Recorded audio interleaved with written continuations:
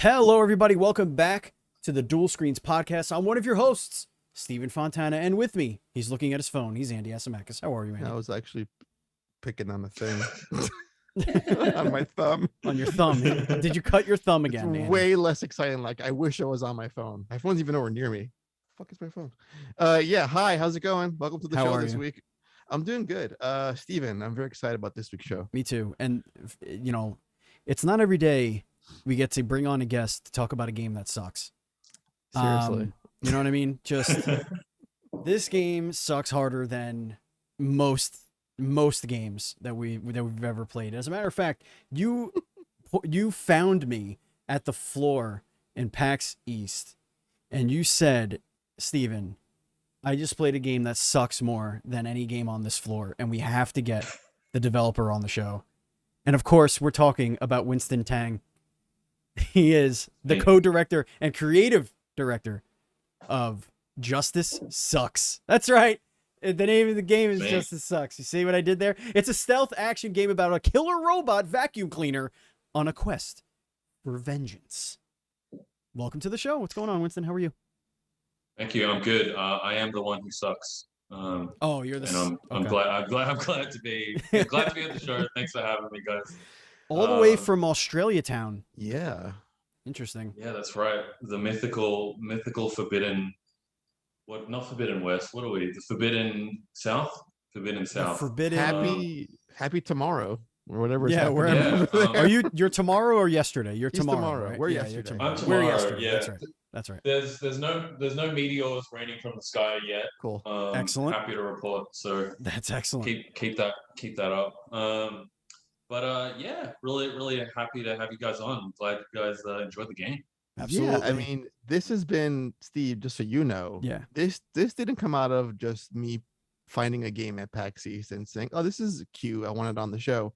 No, we go back 2 years and Winston, trying to get what's happening right now to happen. Right. Yeah. And it's gonna be the hypiest of hype. This is brewing. I'm here 2 years in the making. Ladies and gentlemen, Avengers. We do shows usually days in the making.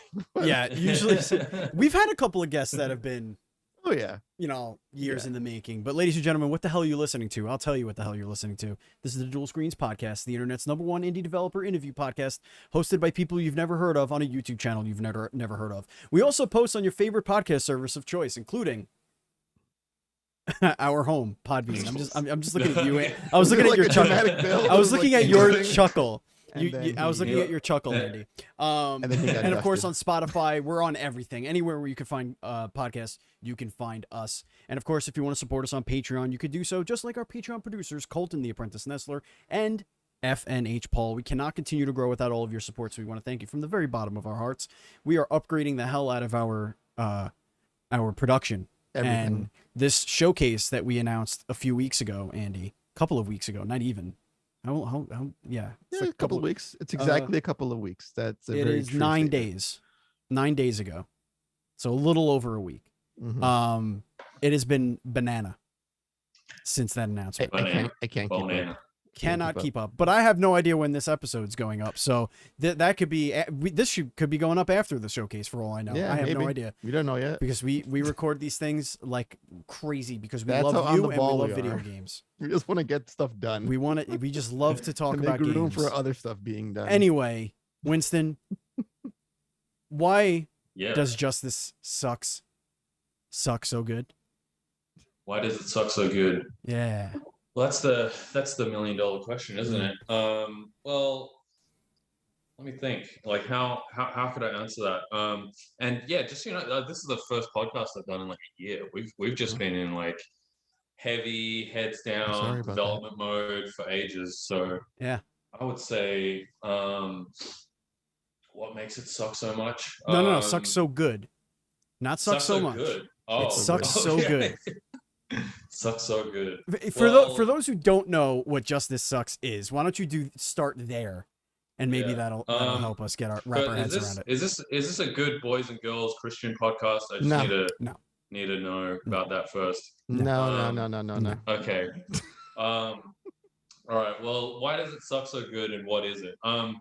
So it's a comedy stealth action game about a vigilante robot vacuum cleaner.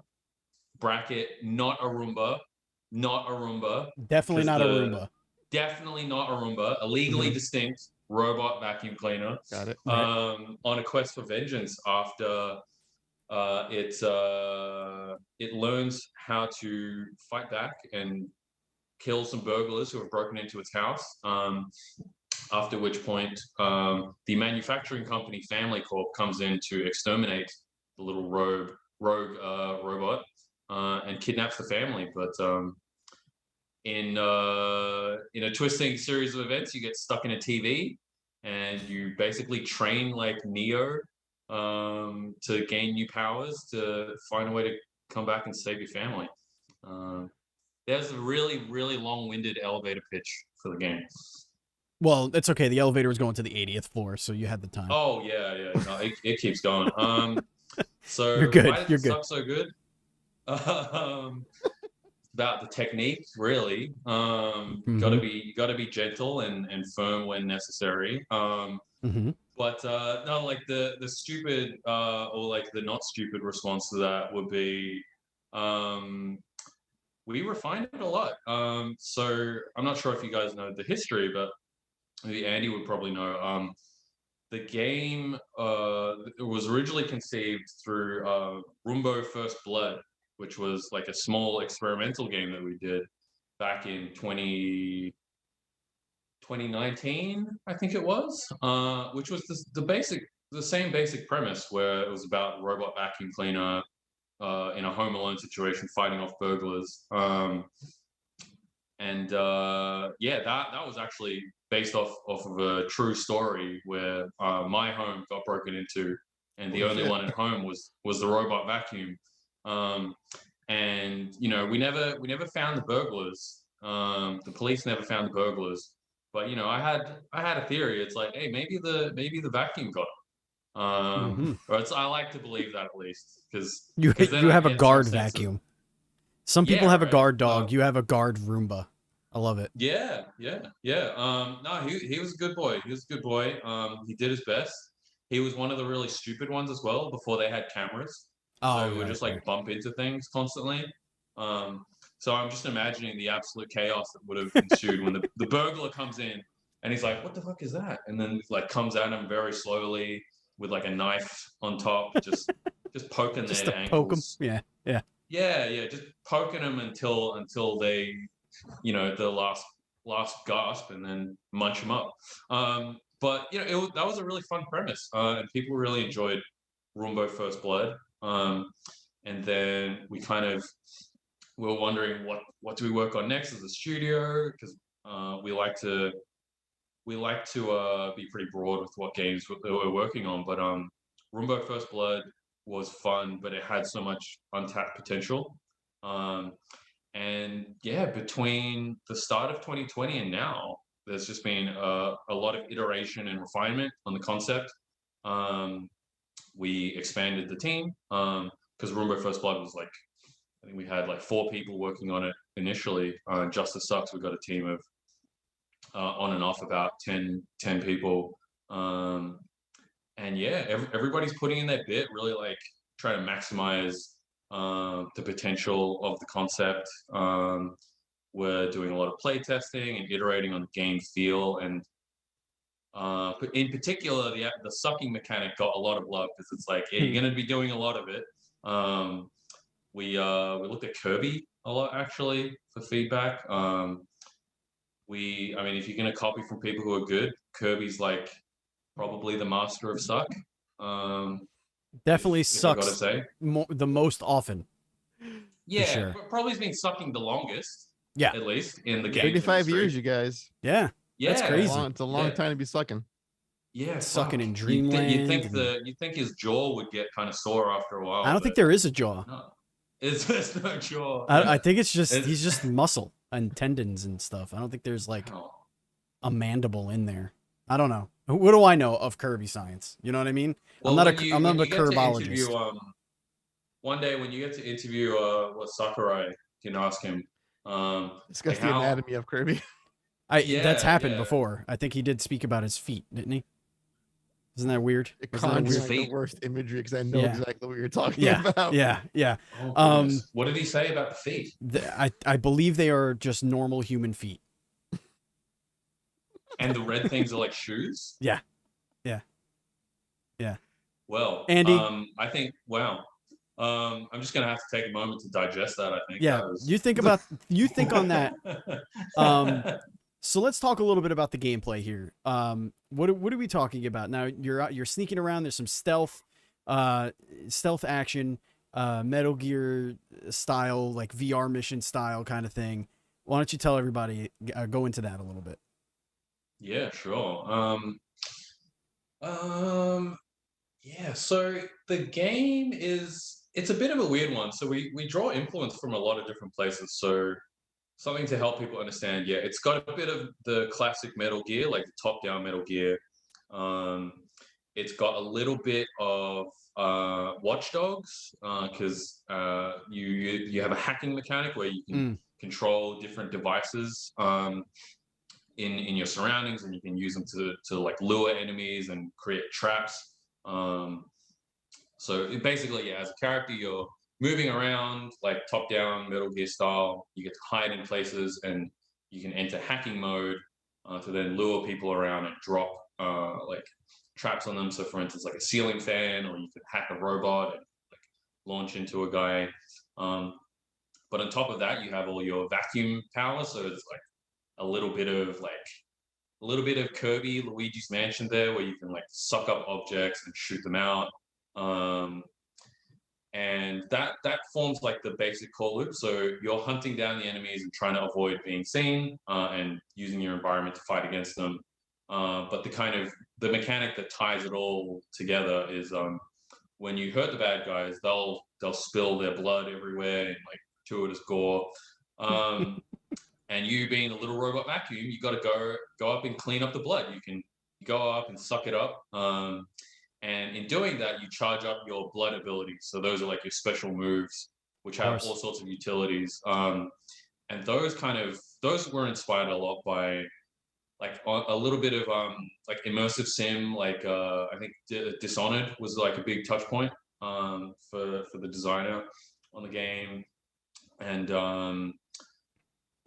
just some like badass action moves, like big finishes, like stuff you'd see in fighting games. Because why not? And just to like have the big build up of like I get to sneak around and be all like sly and shit, but then when you've amped up, you get that big cathartic moment of like you've sucked up enough blood, and then you can summon your fighting spirit, which is the thing as well. I forgot to mention. There's a big sexy robot we'll get to vacuum that. man. I got a lot of questions we about have a that lot guy. to talk comes about. out of you, and he can like punch the bad guys. It's all very fun. It's all very silly. Can you launch yourself on top of them and just grind them down? Just with your cleaning blade, just going meow. Yeah, that is actually some secret tech. It is difficult, but it is possible. Because there's a couple of places in the game where you have like elevated platforms or like ramps that you can kind of like launch yourself off. But if you land on top of them, it'll damage them. And I think if you get them down to their last bit of health, it'll just grind them down. Man. So yeah. This is like the efficient best way to get rid of somebody. It's like the best like non-vampire game you're describing right now. Yeah. The idea of like utilizing blood to power all your abilities, and you're this little innocent vacuum cleaner. If any one of us knows out of the three of us, it's Andy. Andy, this is a movie, right? Like this has happened before. A killer vacuum. Listen, I was thinking about like Chopping Mall when I first saw this thing, Right. like just like an appliance like gone awry and like just going on a massacre, but like you're rooting for it. Right. That's kind of strange. Yeah, this can we be your writers for the movie? Like, I want to write this movie and pitch it to you guys, because this is definitely a cult classic horror movie in the making of Macaulay Culkin style Home Alone, but it's a Roomba, and here come the crooks, and it's just absolute massacre, and then the cops come, and it's more massacre. because the thing has got a taste for blood and now it's possessed by demons or some shit. I think we got this. I think this is a classic in the making. You gotta do like a Deadly Friend thing where like maybe it's like a toy Roomba that like imprints on a child in the house, and it's like, then this emotional bond, and like one of the parents like hits the kid, and the robot like responds to Interesting. that. Okay. Like, it learns violence, and it's like, now I'm gonna get revenge. I gotta protect. So yeah, you could play it that way. I like this. I like this. So I gotta ask you, Winston, Please if I were to pull off your shirt and put a Roomba where your head is, are you Sexy McLean? Is your body what the model was based on? Well, let's no, I wish. No, Terms of service. I'm working on it. I'll just say I'm working on it. That's all. I think there's a bit of Sexy McLean in all of us. I think anybody who has aspired to be greater than what they were born as, Sexy McLean represents that, because the main character Dusty, the little robot vacuum, he's fairly capable on his own for a robot vacuum, but he can't finish the job on his own. So that's where Sexy McLean, the fighting spirit, comes in. He like basically out of sheer determination and sheer will, he like spouts his fucking spirit to fight on his behalf. And I don't know if anybody's watched JoJo's Bizarre Adventure. It is a JoJo's Bizarre. It is a JoJo reference. Okay. Okay. But yeah. One of these days, maybe the next time we do a podcast, I'll be completely shirtless. Do a close off, pose off. We can prove that. Yeah. Hell yeah. It just makes me question so many things, you guys, because Yeah. I have the attraction for men, but like now it's like there's a Roomba head where the dude's head should be. I'm like, this is sexier somehow now to me. That's because of your that's because of your love and your attraction to Kung Lao. That's what it is. It's true, yeah. You like that attraction to what? Sorry, Kung Lao, like Kung that. Lao. You like that? Oh yeah, that round flat brim. It gets you. It gets you going. Is that what it is? That's what it is. Did you solve now, the mystery? What is it like to develop this game out of an insane asylum? Because clearly, that's where you are, just based on your background, and also, and also, you have to be a little cuckoo to come up with this one. Can you talk about even before when you were talking about Roomba, First Blood? Can you talk about like where that came from, as far as just how did this what's the genesis of this IP, this character, this? Yeah, sure. So I mean, the original, like the seed was like my house getting broken into. Like it wouldn't have happened without that. But it's funny. Like I think as like indie creators, like the people here, we've only ever worked as indie. We were straight out of university. We're like, there's no game jobs in Australia, so I guess we'll make our own. We kind of had the privilege of just making what we felt like making, and when you're a 20-something like naive game developer who doesn't quite know how to process their emotions, and your house gets broken into, I think where your mind goes is like, I'm gonna make a game about this, because it was pretty shitty. Like having the house broken into, like nothing like irreplaceable was stolen, but it was quite disturbing. Like I was like, man, some fucking randos were in my bedroom. Maybe, I mean, definitely took my stuff. Maybe they jerked off on my bed. I don't fucking know. It was really uncomfortable knowing that there was someone in my fucking space. And then, the robot vacuum was there, and that's just where my mind went. I was a big Metal Gear fan as well. So I think within the span of like 6 months of that happening, like I had some little sketches of like, here's a robot vacuum fighting off the bad guys, and it was mainly to do with like using using smart gadgets in the house to use as traps, like Home Alone style. And then we had an opportunity through Humble Bundle, who were funding like small little prototype games. And they're like, "Hey, what do you got?" And I'm like, "I got this like Home Alone vacuum game." And they were like, "Hey, that seems pretty good." So yeah, we kind of got an opportunity. The first time we had like a project funded, it was like a small amount, but it allowed us to be creative and just gonna go for it. And through working together with the team and like workshopping ideas and prototyping, we came up with the title, Rumbo First Blood, which is like, hey, that's a great pun. And from the title, kind of emerged the blood sucking and powering up mechanic. And yeah, it was a really fluid and organic process. It was a lot of fun making that, and we turned it around very quickly. It was basically 6 weeks from start to finish. Oh wow. To make Rumbo First Blood. And yeah, in terms of like the wackiness, Like, how do you sell that to your yeah. team? Like you said that there are 3 other people to start. Like, how do you tell them, hey, this is where I want to go with it, and they just go, okay, yeah, Yeah. Yeah. I mean, it's a good question. It's hard sometimes. But I think with Rumbo First Blood, there was something universal that kind of connected. I think people got it fairly quickly because it was Yeah. like people knew Home Alone. You know, the Roombas and the robot vacuums were starting to like enter a bit more of the like collective consciousness. So people like, oh, you know, these are a thing. Because I'm not sure if you guys have seen, but like there's been a bunch of like TV episodes about like the rogue robot vacuum. I think there was an episode of the X-Files that was like the Holy shit, smart you're home right. was like fighting against I knew I the, saw the this characters somewhere, and and I shit. really thought Andy would be the one to find it, but I knew that there was something out there with this. Yeah, definitely. Yeah. I mean, I wasn't big on X-Files like as a kid, but that does ring true to me. Like Was that it X-Files or reference. was it Twilight Zone?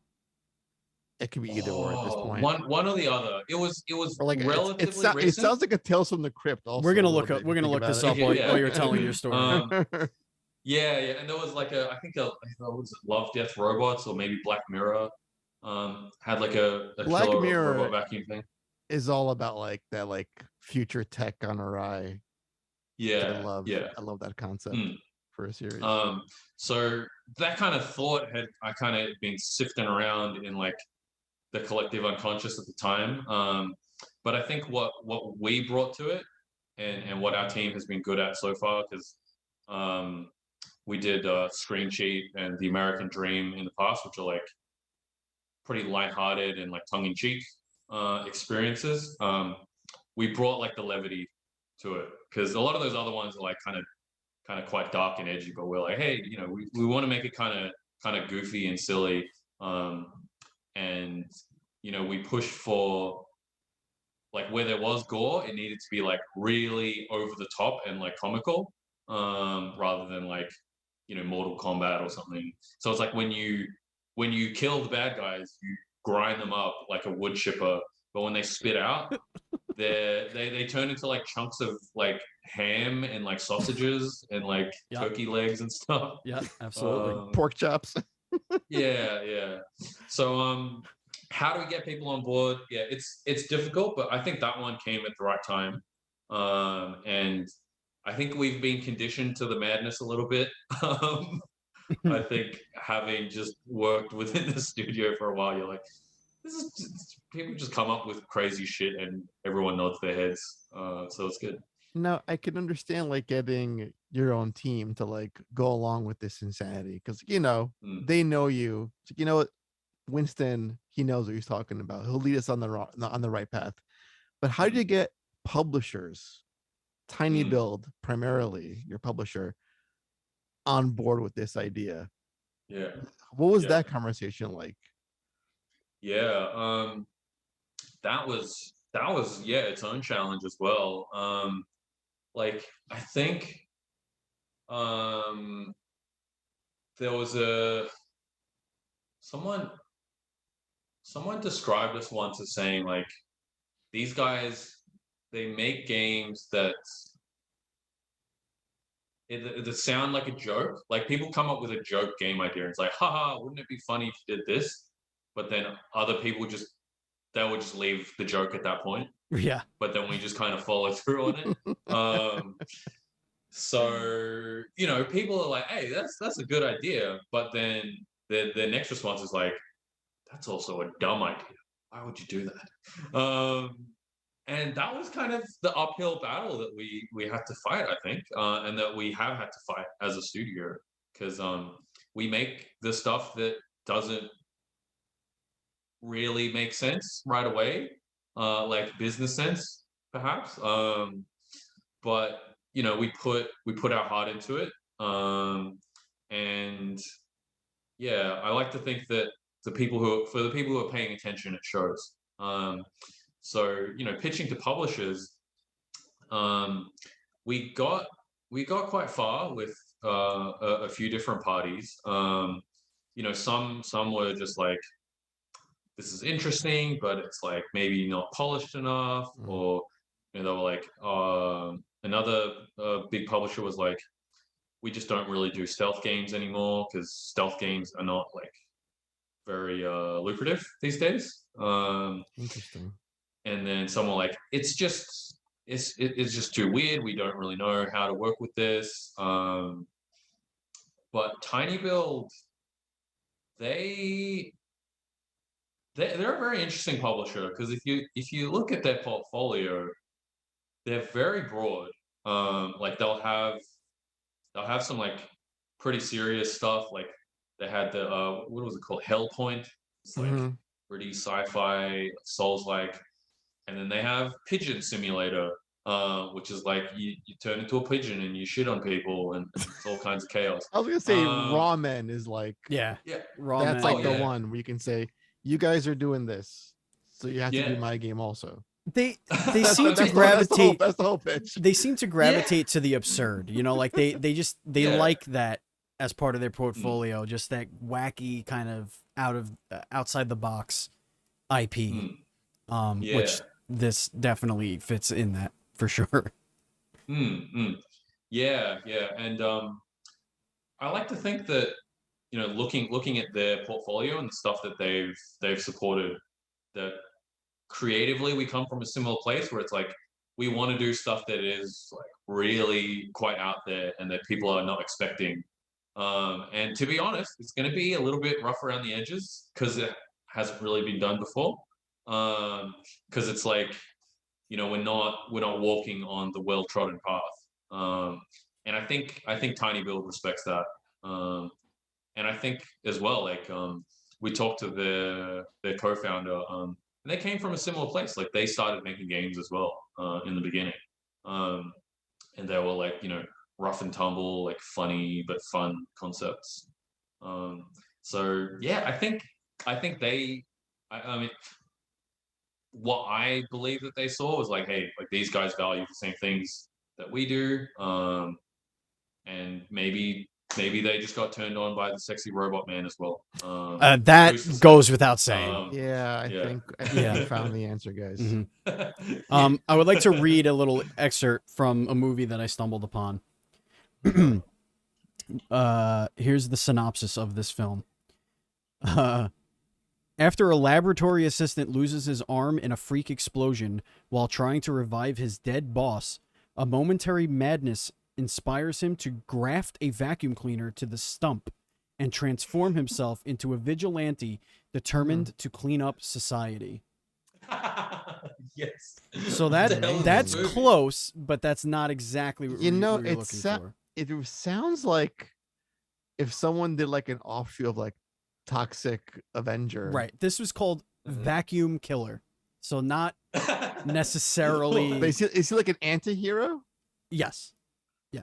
Got it. What? When did this come out? This was straight to DVD. 2006. If you'd like for me to look at the Rotten Tomatoes, I can. It's got no rating on We should Rotten do a- Tomatoes. we It should is do 1 like hour a- and 14 minutes, Andy. Can we all watch it together? We as a need to group? watch this together. Oh wow, It is- that's Can we incredible. do like a Comedy, dual screens fantasy. X Samurai Punk watch? It looks like Killer? it's a Yeah. comedy movie more than it's a horror movie. Oh, It is. I would never have guessed. But listen to this. So it's made in 2006, but its release date is March 29th, 2017. Was that, Wow, okay? Wait a so minute. they- Wait a minute. Yeah. Were any like people? It's a of French note? movie. Ah man, It was 'Cause, originally made in usually- France. It's like usually- Elijah Wood or something. Like, Yeah, like they want to Christophe- shelve it. Shelve that Christophe horrible Lambert. film I did years ago. yeah. Yeah. Like, Wow, Gerard But I Depardieu couldn't. was in I it. couldn't find anything that was an X file. I mean, I didn't specifically say X file, so maybe I'll go and Google that later. But I want to touch on something that you mentioned, Winston. You mentioned it really at the beginning of the show. The game development scene in Australia. Can you elaborate a little bit? Because I think you mentioned that there really isn't much of a scene there, at least like a big scene for people to aspire to. Like, can you go a little bit into why you think that is and how it's been changing over the last few years? Yeah, so I guess to clarify, what I described was when we left university. So that was 2014. Okay. Yeah, the scene was like very bare bones. Basically, to paint a picture, the GFC had hit in 2008 or whatever, whenever the fuck that was. And we used to have a few AAA studios in Australia. I don't know if you know, but BioShock was partially developed in Australia. There are a couple of games that were done. It was like Mercenaries or something, and a bunch of licensed games basically as well. But a lot of those studios shut down. Like majority of them shut down or downscaled significantly. So when my classmates and I, when we started our university degree, we were like, yeah, let's study how to make games and go join a big games company. And then by the time we graduated, everything had basically disappeared, and we're like, well, fuck. And we kind of had a choice. It's like, okay, go just do a different career or start our own thing. And lots of other people were in a similar position to us. So there was simultaneously what was happening was industry was like this, and then it went right down. But then people aspiring to be developers, they started their own studios. But then you had the people from the studios that shut down who were like, we still want to be making games. Right. We have to start our own thing now. So in parallel, you had some industry veterans doing stuff, and then all these newcomers out of nowhere. And since then, that has really blossomed, I think. It's still, I would still say it's like emerging. But there's like a reasonably healthy ecosystem now where I think between like this kind of lull that I was mentioning and now, I think Crossy Road was like one of the big breakouts. So, we were making stuff, and then all of a sudden it's like, oh my God, was this Crossy Road game fucking came out of the same state that we're in. And they did that game in like a couple of months, and suddenly it's making millions of dollars. And we're like, oh shit, okay, maybe this is kind of serious. So that kind of elevated things. And then our government really supported a lot of developers too. So they gave basically arts grants. So they just, you pitch to the government and like, hey, we're making this, and then they'll give a bunch of money that we don't even need to repay. So it's like a total grant. And that really, really helped the emerging studios. And we got some of that. That helped us. And we did Screen Sheet, which was like, I think, I don't know, being a little bit humble, but like I think it did okay. Like people know that game now. and that was like another example of these guys kind of came out of nowhere. League of Geeks made Armello. That was really notable, and that came Yeah, from it's a a bunch really of good game. yeah. So that was a bunch of industry veterans who they lost their jobs in big companies, and they're like, hey, let's come together and make something really cool that we want to make. Because I think their experience was just licensed games previously. So yeah, after then it's like the momentum of like these hits kind of coming out really like invigorated the scene, made it feel like, hey, it's possible for us to succeed even without this like big money from the US supporting the industry. Um, and then there was like Goose Game as well, like that was a Oh, huge Goose Game, yeah. success. And I could keep listing things, but basically there was like a steady stream of like really good independent games coming out of Australia after a while, out of necessity, basically. Necessity and like enough sprinkle of cash from our local government. And yeah, things are in a much better position than they are now. So like an interesting like twist on the story now, what we're seeing is so all the big AAA studios are like, oh no, these Australians are using too much of our precious American currency. But since then, the value of the Australian dollar has gone down a bit, and I think they've seen like, oh my god, these Australian developers are making these pretty sweet games. Let's set up all our fucking big studios here. So now On the cheap. Activision's got a studio here. Ubisoft has a studio here. Who else? I think some other like mobile developers are like setting up stuff here, which for the overall ecosystem of the industry, it's good. It's more jobs. It's more big money. But now the indies are like, fuck, we need to compete with all of these guys now. And they're coming with like big salaries and like I don't know, go into the office and we'll give you like a foot rub or some shit, all that like big money stuff. And we're like, oh, okay. It's time, like the David versus Goliath is kind of on now. It feels a bit like that as an indie. But I think overall it will be a positive for us because that money is giving people that money, and that ecosystem of like more established overseas developers is giving people experience, time, and like scale to make like bigger and better games. So who's to say what will happen next? But either way, the overall level of quality and of games and the skills of people within Australia is constantly going up, which that can only be a good thing. But right now, indies like we're feeling the pinch because it's like, oh, big boys coming in flexing, right? And Well, remember what we're only inspired so you. big right now. Still working on it. Still working on it. You also have to remember what inspired you, right? Like you wanted to join one of those big companies, so you went to school for it, and like there are kids now that are thinking, I could work for Activision. Awesome. And like they're gonna go to school for that. And of course the harsh, heavy load of reality is gonna come over and slap them in the face when they get out of school. And not everybody's gonna get a job at Activision, so that and then we get Untitled Goose Game. Like that's just what happens, Yeah. Well, go ahead, Andy. To your point, Stephen, I wonder if like kids out of university will usually be hired on the cheap or like internships, so they could be like squirreled away by a bigger developer publishing arm, and then we wouldn't get games like a Goose Game or a Just the Suck. So it's like it's a double-edged sword in a way, where like the scene not being there birthed all these great indie games to begin with, and now the big scene is there, and it could poach future talent that would have gone on to make games like Winston's and others like it.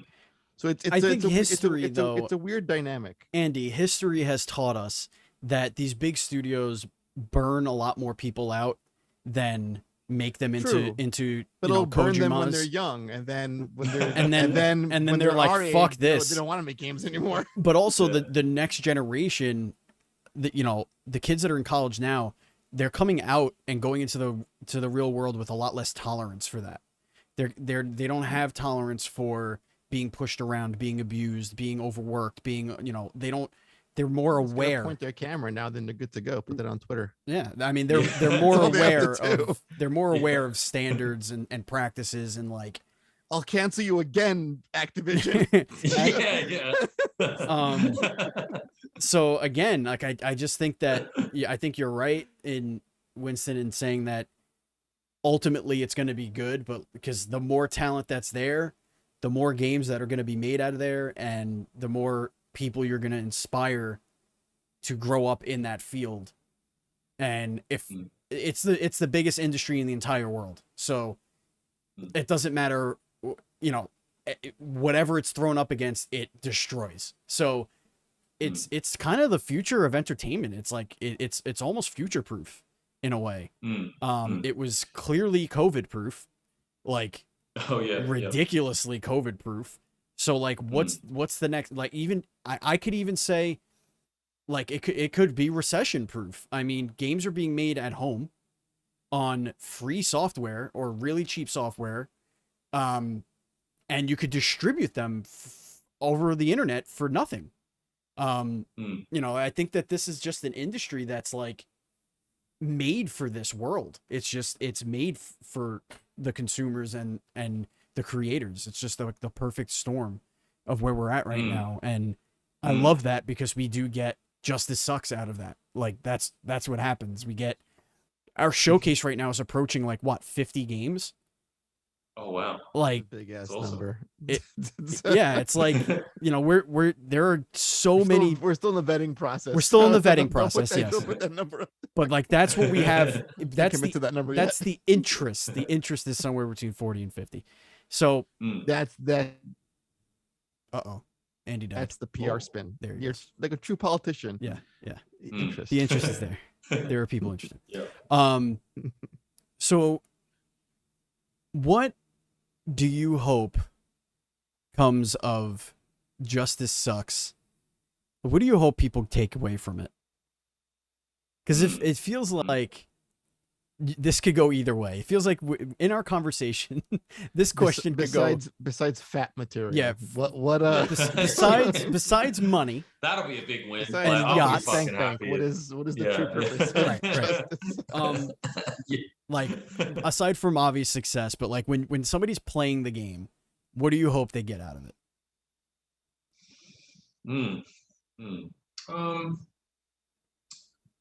Yeah, let me think about that, because I think the previous conversation that we were having kind of, you know, I was kind of swirling kind of thoughts there as you guys were talking as well. I think yeah, games, like I agree, yeah, there's the future of entertainment. And I've believed that for a long time, and I think they played a huge role in shaping me into who I am. The thing that scares me a little is that the big corporations have wizened on to how much money they can make, and quite like most of the time you can make a safe buck making something really derivative that like doesn't push anybody's boundaries, like, or not maybe not boundaries, but like doesn't expand their horizons in a meaningful way. Doesn't push the envelope creatively. Yeah. Like in terms of like what's being made, but also like me receiving, like as a consumer. I find it's very important when consuming a piece of media that like, if me as a person, I want to feel like I've grown a little bit in some way. You know, it's like, oh, maybe even if it's little, if it's just like, I've never seen something quite like this, and it was very memorable, and I enjoyed that experience. Because there are many games out there which can be fun, but it's like a total mind-numbing experience. It's just like, they're just I don't remember forgettable. Yeah. But a lot of that stuff makes money. So, you know, I think that what we're doing as developers are like, we want to like kind of put our flag in the ground and say like, we want to keep making this like weird stuff that is risky and strange and people might not expect. So in terms of what I want people to take away,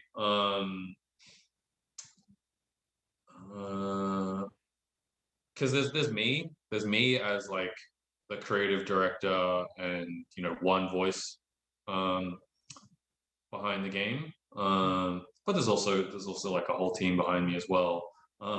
So I think I can speak a little bit of like what the team wants to get across, and then a little bit about what it means for me as well. So I mean, overall, like the team believes in what I talk about. It's like we want to make stuff that is like weird and different, but it's also really fun. And we want it to feel fresh. It's like you're going, people experience this all the time. Like you go to a restaurant and it's like, okay, I could get the cheeseburger, but there's also like the triple mega blue cheese, like whatever, like bubble tea frappe burrito, and it's like that seems interesting. I'm going to try that, and we want people to try it and be like, I didn't think that would be nice, but hey, that was really good. That was really good. So that at a really deep level, we want people to experience that. It's like, hey, this is really different, and want to play it and be like, hey, I actually really enjoyed that, and it was very fresh. There's also like a real love of 90s pop culture and the stuff that we grew up on in the game. So like aesthetically, there's like we call it like a neo 90s theme, where it's like if the aesthetics of the 90s continued into the future, it would look a little bit like what we've envisioned. There's a lot of like good like 90s inspired pop music in there. Like I'm not sure if you guys heard the theme song yet, but Yeah, that boy band song you got going on in there. I was cracking up. Oh, like yes. literally in tears. Like, why is like Backstreet Boys or In Sync like 98 degrees? Like, what? Yeah. Where am I? When am I? When this is playing? Yeah. It was like, it was such a trip. It just sends you back to a very specific point in time in your childhood, and it's like you get all the feelings. Girls were mean. Like, yeah, girls were mean. Girls were mean. I didn't care about girls anyway. Yeah. The guys who did that. So it was our composer, Mitchell Pasmans, and the vocalist Jacob Leaney, who worked on that. They did a like killer job. Like they basically, I'm gonna assume that they just like listened to all the 90s pop, like just all on of it. loop for a while. Imagine and the research that went into making that song. Distilled it, like just like squeeze it into their ears, and then just like because it sounds a little bit like all of the songs we remember. Yeah, but it's quite magical. Magical is that's like, the word. Yeah, that's the word. I feel like with the whole game as a package, it's really hard not to fall in love with it. It oozes charm. Like even though you're playing as this like killer vacuum cleaner, you're gobbling up, burglars and what have you, and using their blood to like vigilante execute like these super awesome moves. It's so charming and it's so lovable, and that's like the best part of it. It's hard not to love it. One of the before we get into rapid fire, I just want to say that Andy, when he played the game at PAX, he came up to me and he's like, wow, I just played Justice Sucks. And I'm like, oh, all right, what's that? And he said, it's kind of like Metal Gear, but you're a vacuum cleaner and you have to clean up the crime scene. And I looked at him and I go, I'm in. And I think that is the important thing here, is that sometimes you could have an absurd idea, but you can walk away from that absurd idea and feel intrigued enough to want it to be a part of your life. and I want Justice Sucks to be a part of my life. It's like, we're happy to bring it to you.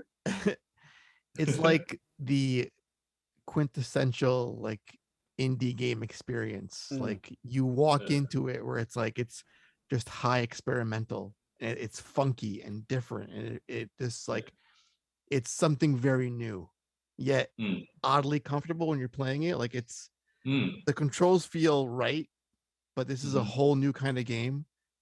If that makes any sense. But yeah, yeah, definitely. Yeah, because like to kind of speak to that, like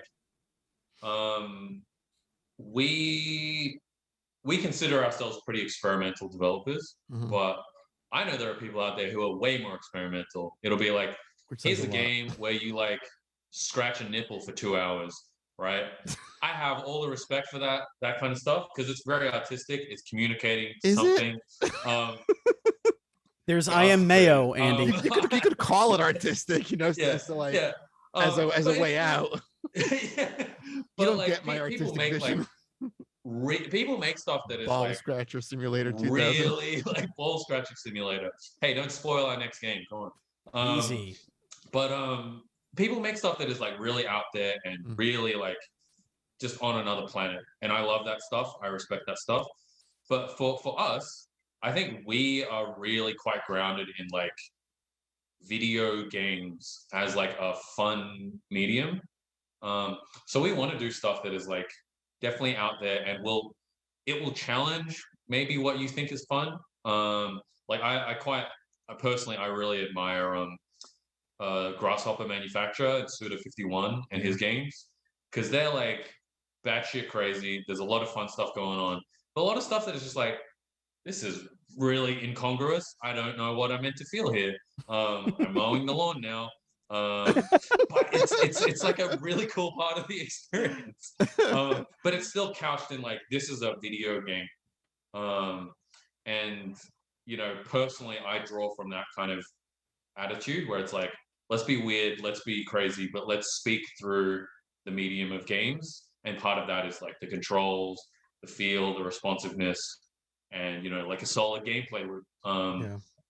So yeah, I'm glad you noticed that because it was very intentional. Yeah, I'm telling you, this is like, I'll always say this line. It's very like PS1 design philosophy, where it's an anything goes design, but it's grounded in really solid controls and it plays like a video game. Like it doesn't go like so past the point where like it makes no sense to me as a player. Like, it makes complete sense from a gameplay perspective, like the world building and what I'm actually that I'm playing as a killer vacuum. That's the fun off the wall part that just is such a PS1 like design philosophy that I love so much. You kind of get lost in it a little bit. Yeah, you don't really, you you get lost in the absurdity a little bit, like, because it's a good game. So like you're focused on like doing the game part. And then you're like, oh yeah, that's right. I'm a killer robot and I'm sucking up blood and I'm about to summon a ghost thing to punch this guy. It's time to get into rapid fire. We're running a little late. So I am going We're to having a grand old time. Don't worry about it. I am going to preface my I'm going to frame my questions a little differently.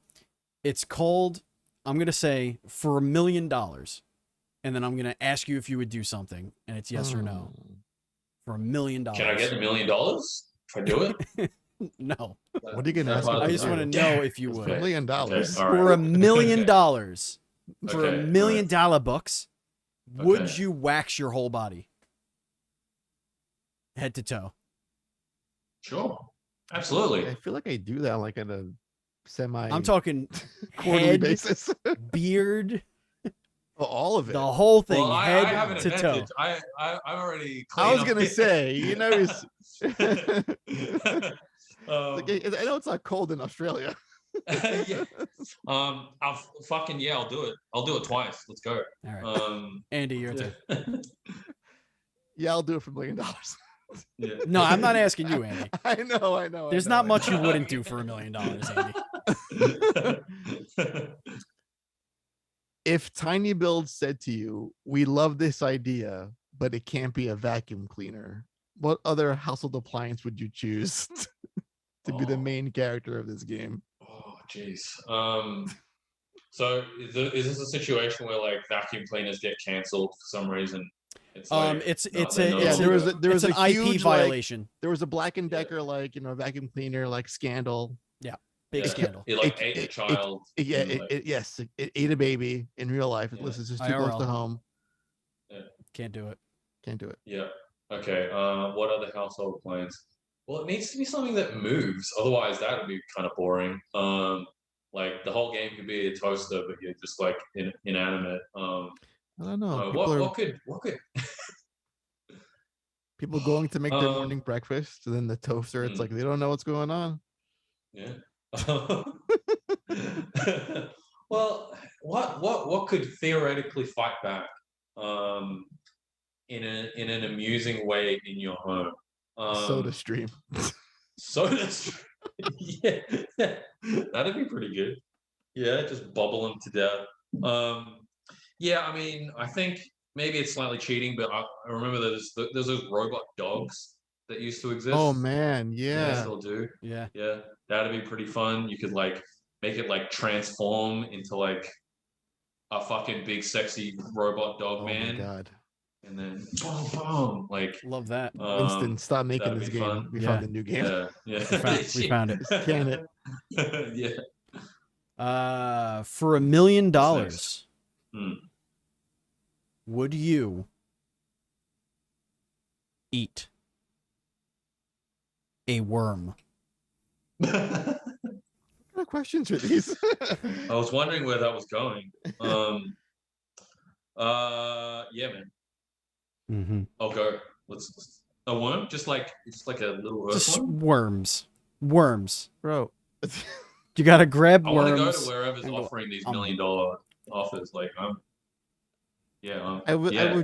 just watching a video of what's her nuts, Nicole Kidman. Yeah. She like a 4-course insect meal for like Vanity Fair. No. I Oh, was yeah. like- That's what Australians do. We eat insects all the time. Steven. We don't have like. Please we don't have ask the cows next and, question. like, It's $2 million already in the hole. we Ask just have giant spiders. We just question. have a steak that's like a spider steak. Winston, would you rather eat a dick flavored cake or a cake flavored dick? For no amount of money. you have to For choose no one of amount them. money. What?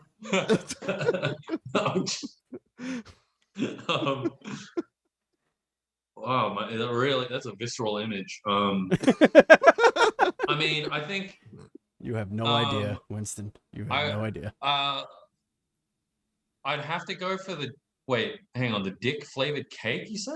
Or It's a a cake flavored dick? Yeah, either one of those two. Do you have to swallow the You're eating it. whole Well, thing? Or you know, I think eating a dick you would can't actually eat be an really actual human penis. Like we can't. Well, you could. No. You We're can't. There's laws. You can't. Oh, We're really? gonna Oh, okay. swap out the term eat for the thing that you're doing in this game to said dick. It will taste like a cake. Oh, I see. I think I see. that's the point. Interesting. Okay. Yeah. All right. Well, that Okay, adds no, that adds clarity. Yeah. Oh yeah, this question needed clarity. Shit. Can I phone a friend? Well, depends Both. on the friend. Yeah. I love both ideas I've- so much. I've never. Yeah. Can I just do a bit of both? Try and then. And then sure, decide. do Yeah, it. no, that Yeah, makes yeah, sense. of Yeah. Yeah. Listen, there's Yeah. no shame Why in that. limit yourself? Yeah. Yeah. Yeah. don't- Right. Yeah. Yeah, absolutely. Absolutely. Like, what flavored cake we talking about here? Yeah. Yeah. Right. Yeah. For $1 million. What flavored dick we talking about here? Yeah. Yeah. For $1 million, would you strip naked, walk into a police station, and say, "Can somebody help me find my pants?"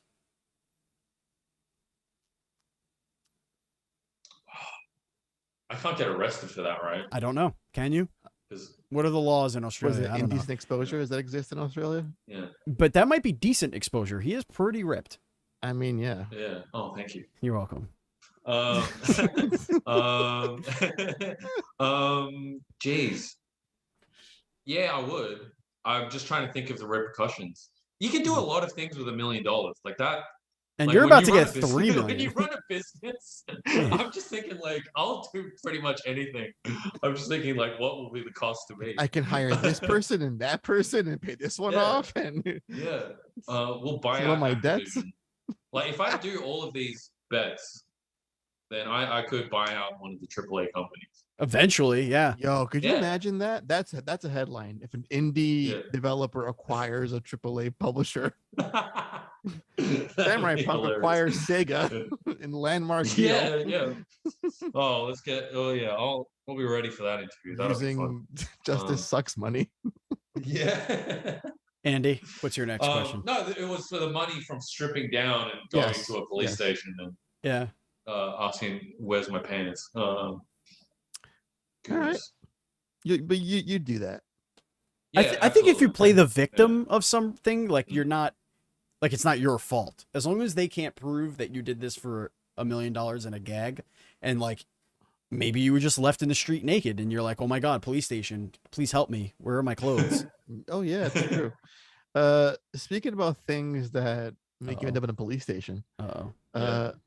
one of your teammates gets a phone call Okay. that you've been arrested. What Okay. crime did you commit? Crime did I commit? Yes. Yeah. That wasn't Like, indecent hey, exposure. That wasn't Yeah. stripping for money. Stripping for money. Oh, Okay. Yeah. shit. Is that illegal in Australia? Doing what? Stripping? Stripping for money. Yeah. Oh, no, it's stripping for money. Oh, okay. Let me stripping for money. What would I have done? What would you have done, Winston? What did I you feel do? like I'm a pretty law-abiding citizen, to be honest. So it would yeah, be like, that's yeah, why it's a tough. You have to like- think. It's something like, you must want to do. I swear I didn't know cocaine was legal. Like, as, I don't know. I don't know. I feel like it would be funny being one of those people on Border Patrol, and then I was like, "Why do you have 600 turtle shells in your luggage?" And I'm like, "These are souvenirs. It's souvenirs, I swear." And it's like, no, you can't bring 600. Only 100 are allowed.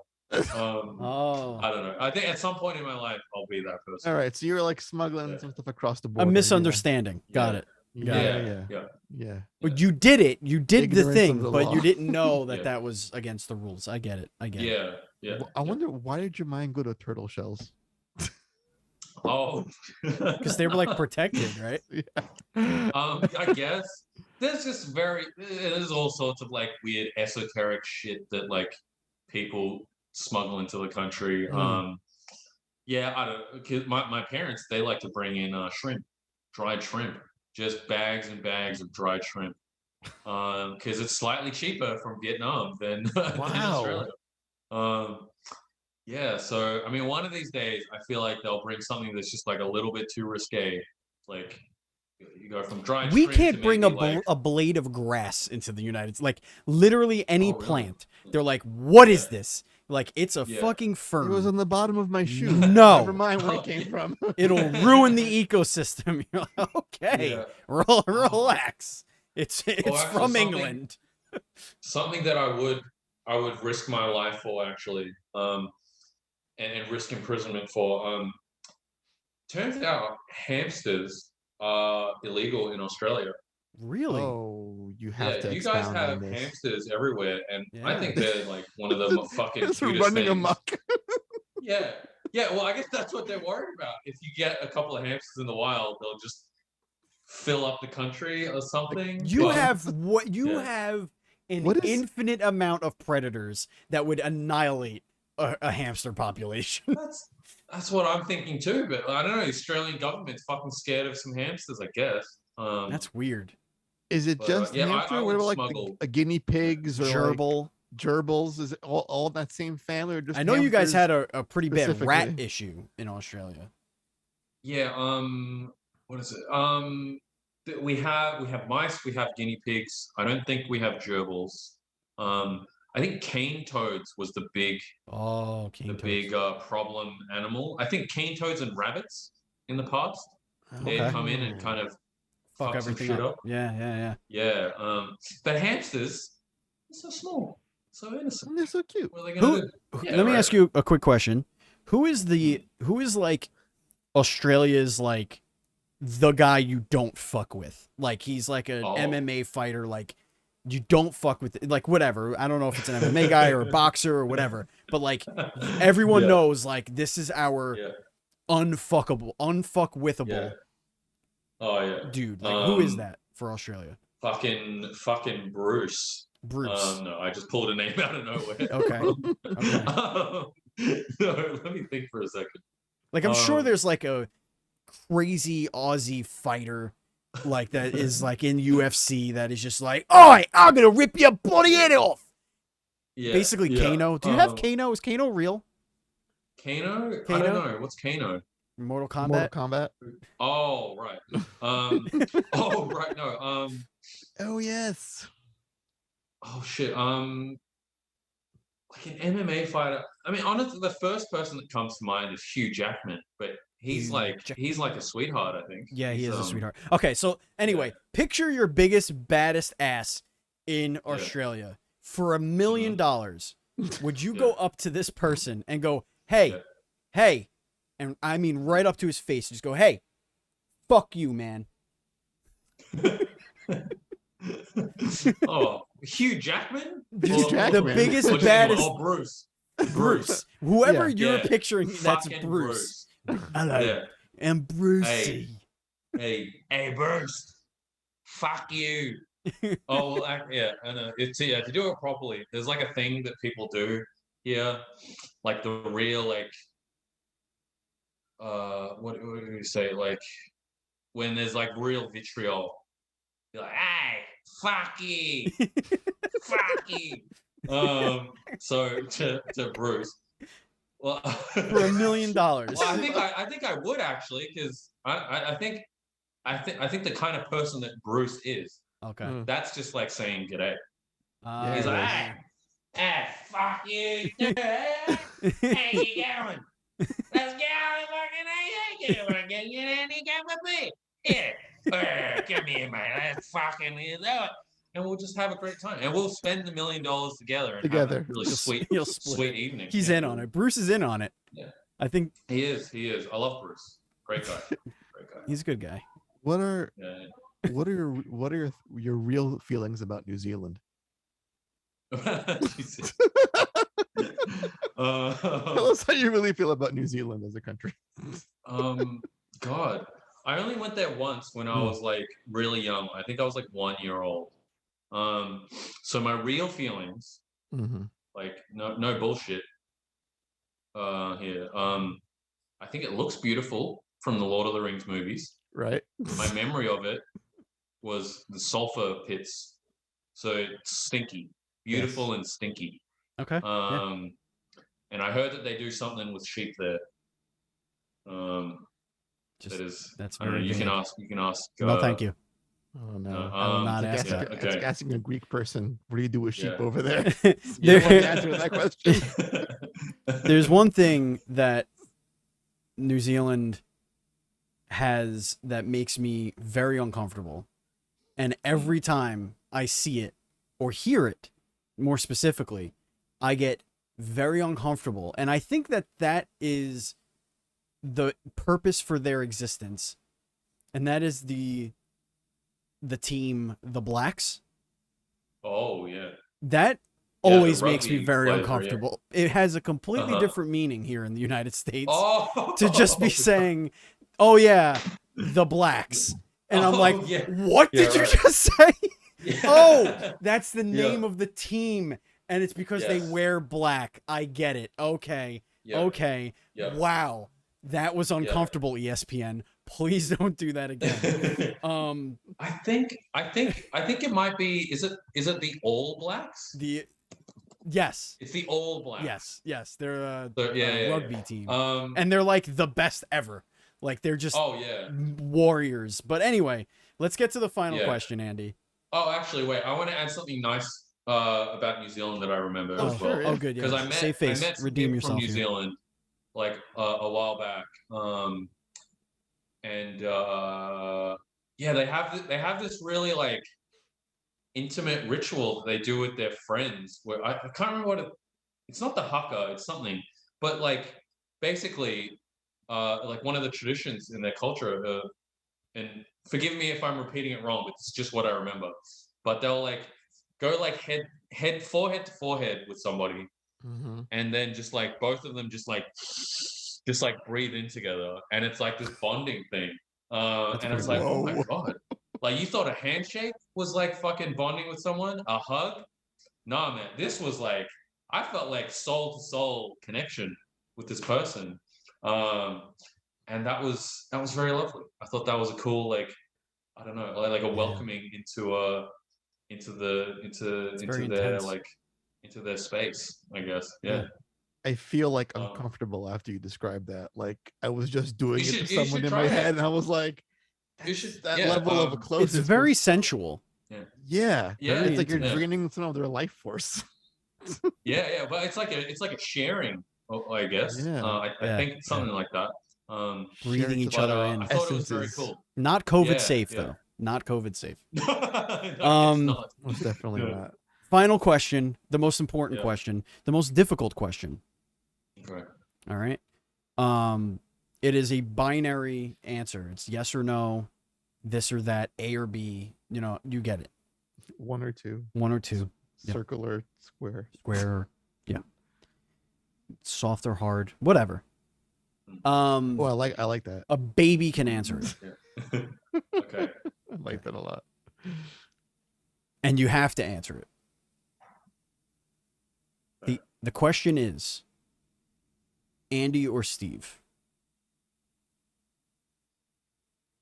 What? Kind of a you can't do that. Oh, we've done it. Do you ask everybody this? We sure do. Yeah. I'm not even sure why anymore. Because it gets that reaction. Because Yeah. like 50% of the time it gets one of those reactions, and it's worth it. Yeah. Yeah. Oh no. Piece of shit. It makes me squirm. Well, I think I'm gonna have to give it to Andy because he's got his camera working. Yeah, It it's is. true. Sorry, My camera Steve. is broken. Well, the extra camera is not working. It's an easy out, which I appreciate. Yeah. That made it too easy. Yeah, it's fine. But you guys have both been very lovely to talk to. Well, I appreciate you being here. Ladies and gentlemen, that's going to bring us to the end of the show. If you want to follow us on social media, we're at duel_screens. I'm at Batchild27. Andy is at Pants Guy. Our Facebook group is facebook.com/groups/DS podcasts. Our Twitch channel is twitch.tv/dualscreenstreams. Our YouTube channel is youtube.com/dualscreens.tv. That's basically it. Yeah, no, we did it. Where can everybody find you? Winston and Justice Sucks and all that fun stuff. Yeah. You can follow us on Twitter at Samurai Punk. We also have a Twitter for Justice Sucks, which is just at Justice Sucks. Wishlist the game on Steam. If it sounds cool to you, that'll help us a lot as we lead up to release. Keep your eyes peeled because the game will be coming out this year. We can't say when the date is, but there's not that much time left. It'll be coming to PC, PlayStation 4 and 5, Xbox, all of them. There are a lot. And the Xbox family. Nintendo Switch. Yes. The Xbox family. Yes. Indeed. So thanks for having me, guys. And I can't wait to hear what you think about the final game. You thought the demo had some shit. Can't wait to get our hands on it. Listen, Winston, if you ever find yourself in New York City at some point after the game makes you $1 billion, or after Steven pays you what he owes you at some point. Yeah. If you're ever in town, hit me up. I would love to get a drink with you and put my forehead against yours and take a nice deep breath. Oh yeah, let's do the thing. Yeah. No, I'm super keen. I love New York. I love New York. Thank you, Winston. Thank you, Andy. Thank you, listeners. Thank you, viewers. And as always, please be excellent to each other.